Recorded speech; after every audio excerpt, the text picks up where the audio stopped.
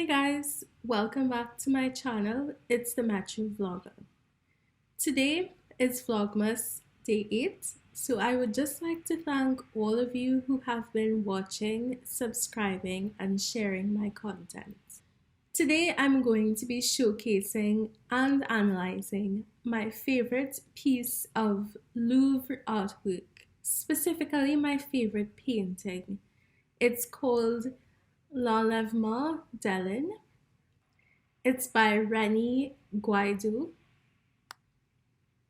I'm going to be analyzing it in terms of themes, techniques, and characters in relation to other artists and other forms of art that came about in the same era, specifically Shakespeare and his play A Midsummer Night's Dream.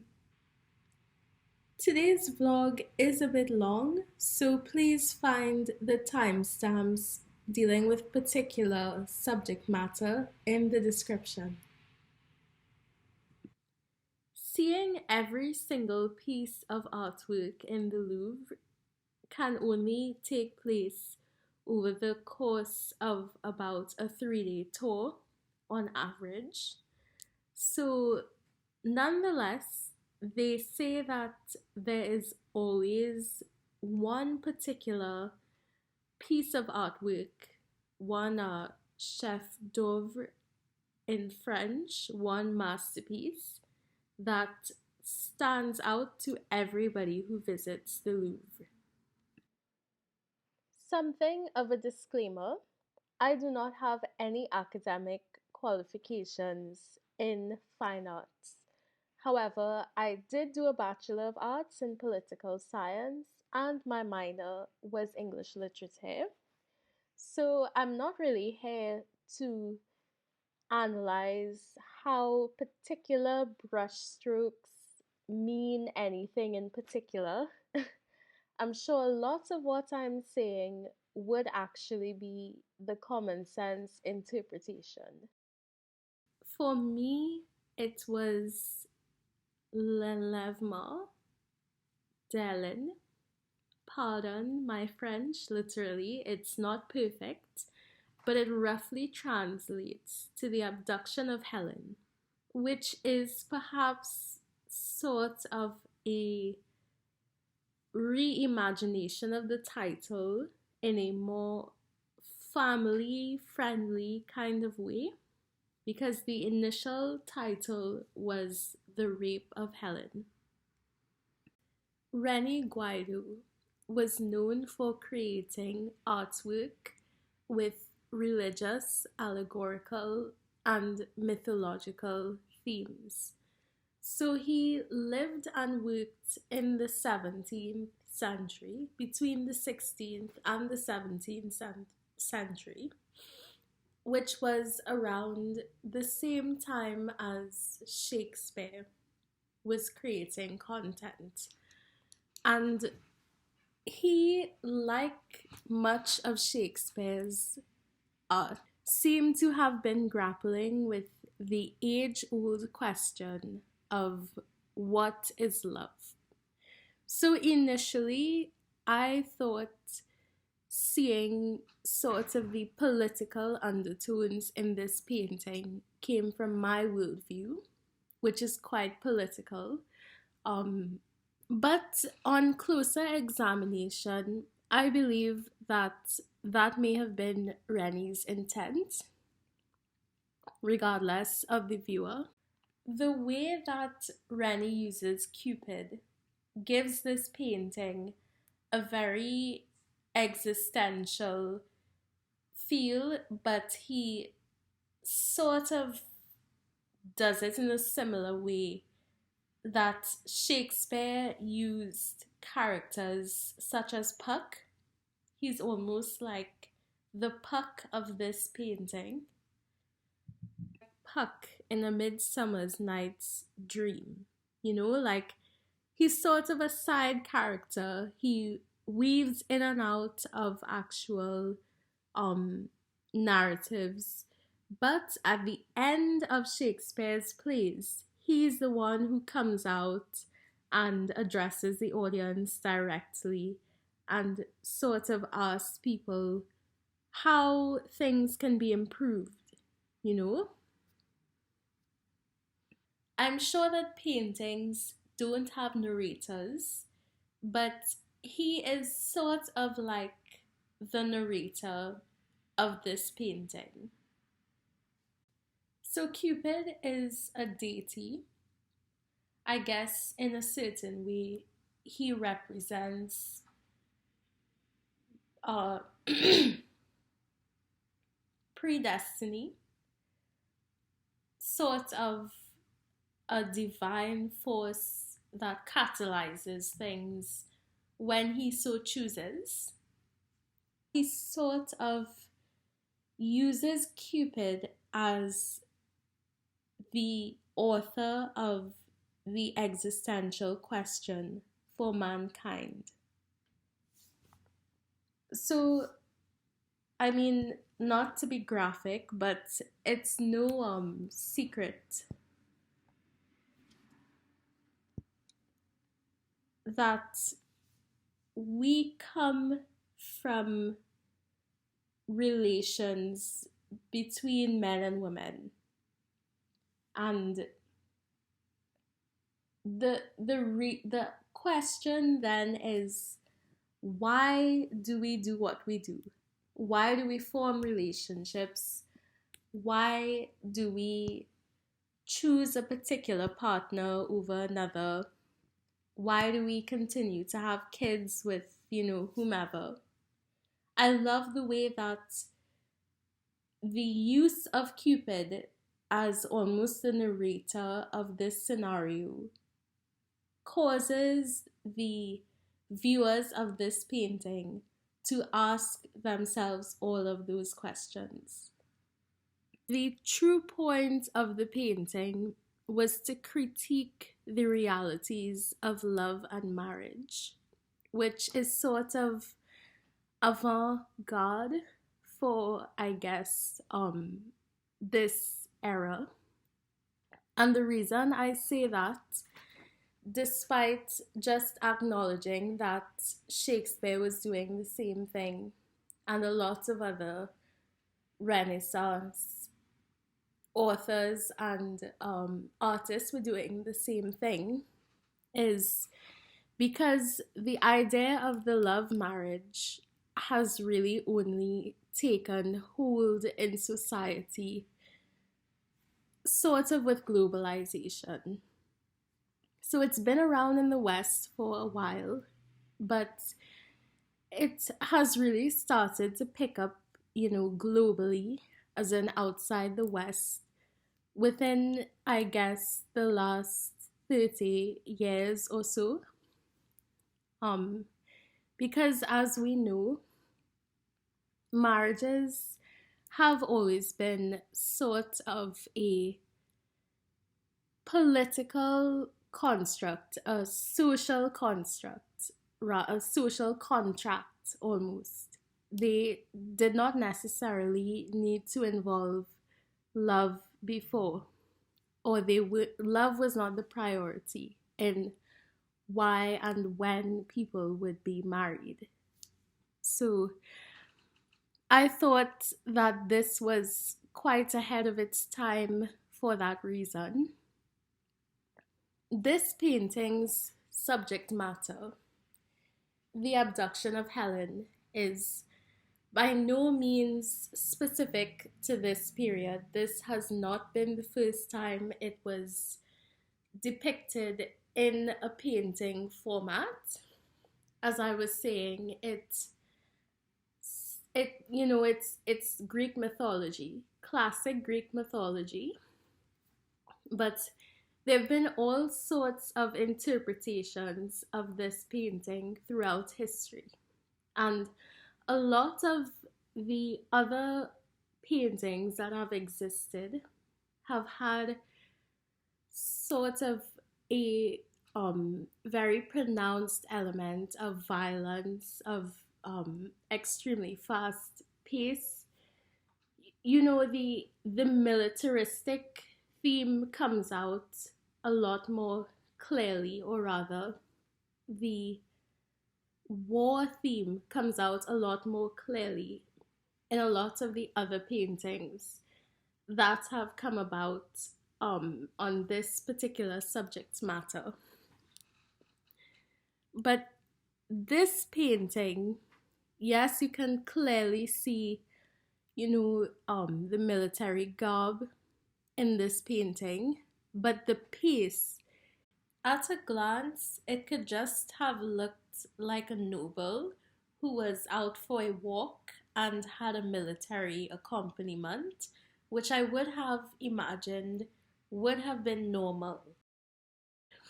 I actually had to look at the title of the painting to understand like the scenario I was supposedly looking at.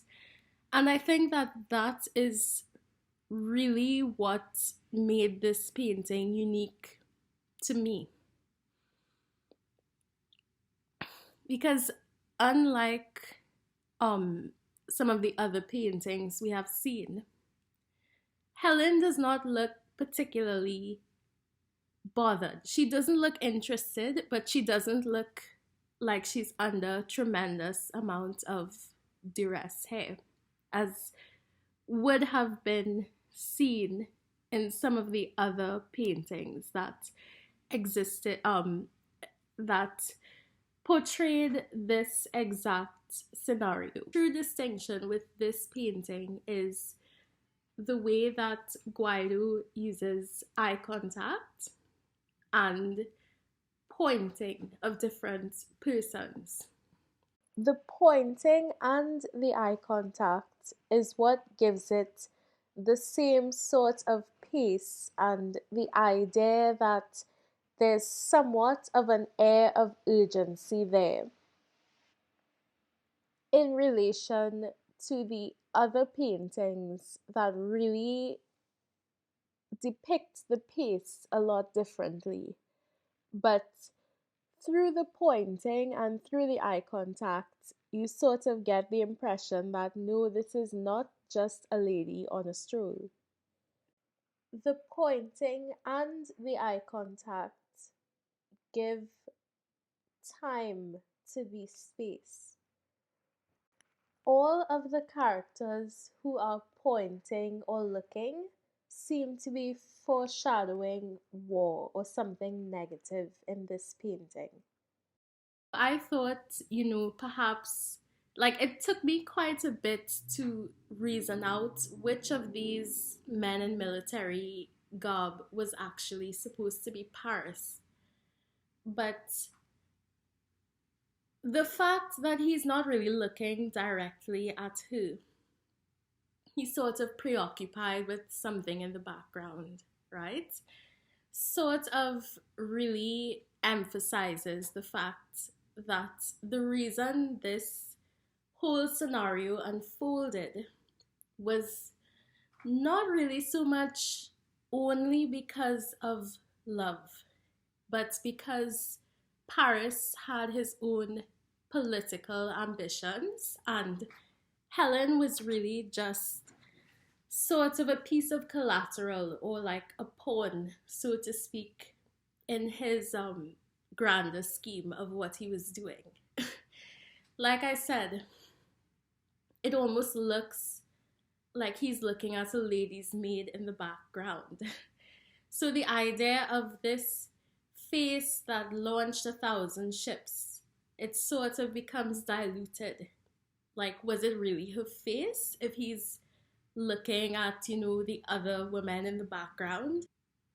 Is it that Paris is looking at the woman behind Helen because he's not truly in love with her?